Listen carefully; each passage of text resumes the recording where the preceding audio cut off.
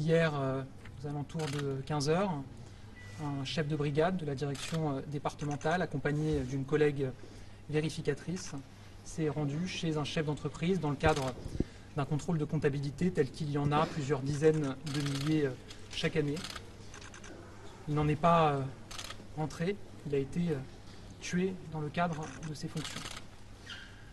Aujourd'hui, nous pleurons la mort d'un homme de 43 ans, que tous ses collègues que j'ai pu rencontrer décrivent unanimement comme une figure rassurante, solidaire, un vrai chef d'équipe, toujours aux côtés de ses collègues. Nous pleurons la mort d'un agent public tué dans l'exercice de ses fonctions. Aujourd'hui, la République pleure l'un des siens. Nous avons, je le dis, le cœur brisé, et je le dis aussi, le cœur révolté.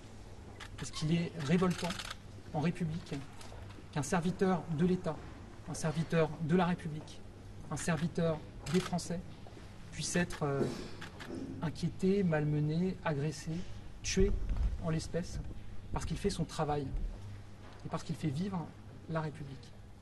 J'ai évidemment une pensée pour la famille de la victime, pour l'autre victime qui a été séquestré, qui est heureusement en vie, mais qui est, vous l'imaginez, profondément traumatisé.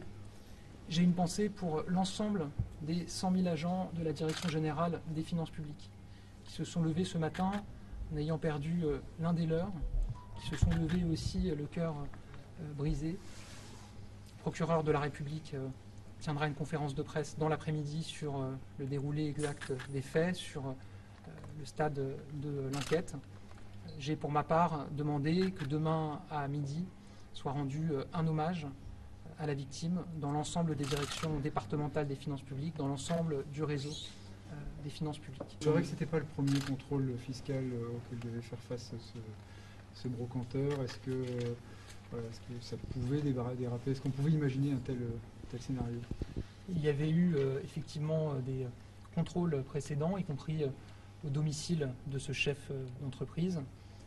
Et si des situations de tension avaient pu exister à ces moments-là, évidemment, ce que m'ont dit les collègues et les supérieurs de la victime, rien ne pouvait laisser présager cette issue, bien évidemment, mais encore une fois, l'enquête est en cours. Merci beaucoup. Merci.